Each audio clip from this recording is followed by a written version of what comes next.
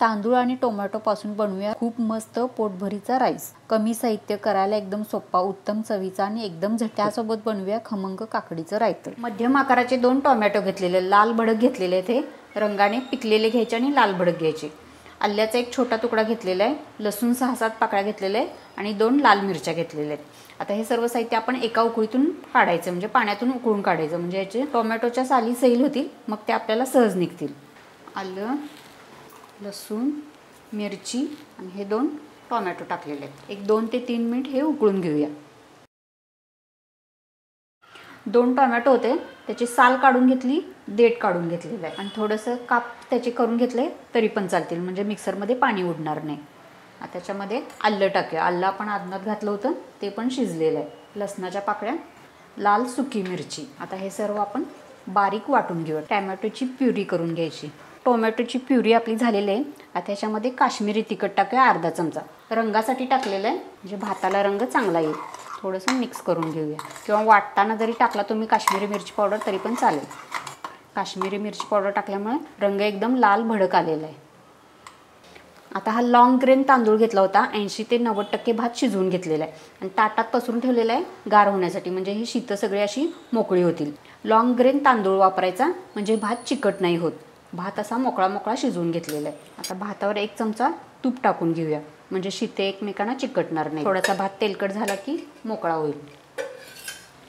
3 चमचे तेल तापवलेलं आहे, त्याच्यामध्ये 1 चमचा साजूक तूप टाकून घेऊया। मोहरी टाकूया 1/2 चमचा, जिरे 1/2 चमचा, हरभरा डाळ टाकूया 1 चमचा, उडीद डाळ टाकूया 1 चमचा, शेंगदाणे टाकूया, कढीपत्त्याची पाने। आता सर्व डाळी गुलाबी रंगावर परतून घेऊया। शेंगदाणे पण थोडेसे तळले जातील।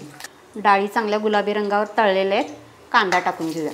1 कांदा कापलेला आहे, बारीक पातळ उभा कापून घ्यायचा। कोबी टाकून घेऊया।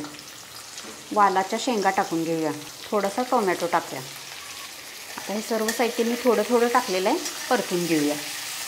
कोबी, वालाच्या शेंगा अगदी कमी टाकलेल्या आहेत, 1-2 चमचे टाकायचे, अर्धी मूठ होईल इतकं टाकायचं। भातापेक्षा सर्व मसाला जास्त व्हायला नको, भात आपला जास्त पाहिजे आणि बाकीचा मसाला कमी टाकायचा। आता मोठा गॅस केलेला आहे आणि परतून घेऊया। आता खूप जास्त पण परतायचं नाही आहे, एक वाफ आली पाहिजे, थोडंसं सर्व साहित्य ट्रान्सपरंट झालं पाहिजे, थोडासा क्रंच आला पाहिजे। 1 मिनिटभर मी हे सर्व साहित्य परतून घेते। अतिशय वेगळ्या प्रकारचा आपण राईस बनवत आहोत। मोठा गॅस करून परतून घेतलेला आहे।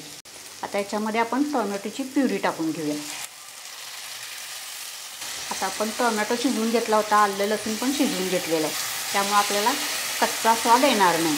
थोडंसं मिक्स करून घेऊया। आता खूप जास्त परतायची गरज नाही आहे, टोमॅटो, आलं लसूण सर्व शिजलेलं आहे। आता 1-2 मिनिट मी परतून घेते। टोमॅटोची प्युरी पण भाजलेली आहे व्यवस्थित, 1-2 मिनिट मी परतून घेतली। आता कांदा, कोबी आपलं सर्व भातामध्ये दिसला पाहिजे, खूप जास्त परतायचं नाही, काळपट कलर करायचा नाही। सर्व साहित्य आपलं दिसत आहे ग्रेव्हीमध्ये, अशा पद्धतीनेच आपण करून घ्यायचं। रंग पण अगदी सुरेख आलेला आहे। कोथिंबीर टाकूया थोडीशी, हळद 1/2 चमचा, चाट मसाला टाकलेला आहे 1/2 चमचा, जिरे पावडर, धणे पावडर, हिंग, साखर 1/2 चमचा, मीठ चवीपुरतं टाकूया। भात शिजताना पण मीठ थोडंसं टाकलेलं आहे। सर्व मसाले परतून घेऊया। भात असा छान मोकळा झालेला आहे, तूप लावून घेतलं होतं आपण भाताला, थोडासा भात तेलकट झाला की असा मोकळा मोकळा होतो, म्हणजे शीतं भाताची एकमेकांना चिकटत नाहीत। असा छान मोकळा भात करून घेतला। मसाल्याबरोबर भात परतून घेऊया। आता त्याच्यामध्ये पाणी घालायचं नाही, असाच भात परतून घ्यायचा, म्हणजे पाणी घातलं तर भात मऊ शिजेल। गॅस मोठा करायचा आणि परतून घ्यायचा। भाताला असा थोडासा चटका बसला पाहिजे, म्हणजे आपण फ्राईड राईस जसा असतो त्या पद्धतीने करायचा आहे भात, पण ह्याच्यामध्ये सॉस वगैरे टाकलेले नाही। भात असा छान परतून घेऊया। मोठ्या गॅसवर परतत राहायचं 1 ते 2 मिनिट। भात मस्त असा सुट्टा सुट्टा झालेला आहे आणि एकदम हा भात चविष्ट लागतो। याच्यावर आमटी घेतली नाही तरी पण खायला एकदम छान लागतो। सगळ्यात शेवटी कोथिंबीर टाकूया। थोडेसे डाळिंबाचे दाणे टाकलेले आहेत मी डेकोरेशनसाठी। आता याच्यावर झाकण नाही ठेवायचं, भात आपला तयार आहे। टोमॅटो राईस तयार आहे आपला।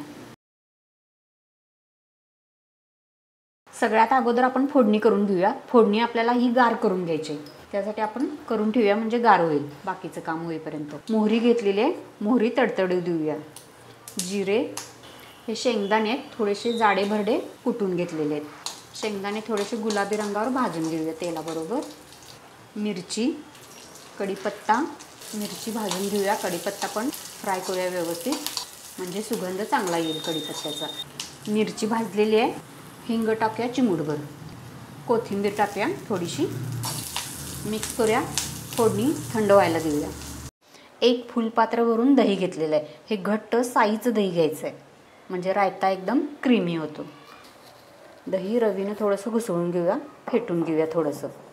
साखर टाकूया अर्धा चमचा, मीठ अर्धा चमचा, शेंगदाण्याचा कूट अर्धा चमचा टाकायचा. शेंगदाण्याचा कूट जास्त नाही टाकलेला, शेंगदाण्याचा कूट दही शोषून घेतो, यासाठी थोडासा टाकायचा. थोडंसं आपल्याला पातळ रायता बनवायचं आहे.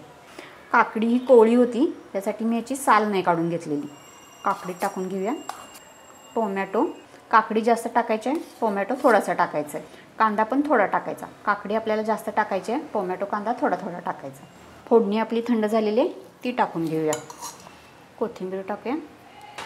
सर्व रायता आपला व्यवस्थित मिक्स करून घेऊया. रायता सर्व एकत्र मिक्स करून घेतलेला आहे. आता साईचं दही आहे, हे दही जास्त वापरायचं आहे. शेंगदाण्याचं कूट आहे, थोडासा शोषून घेईल दही. बाकीचं सर्व साहित्य टाकलेलं आहे. आपला काकडीचा रायता तयार आहे.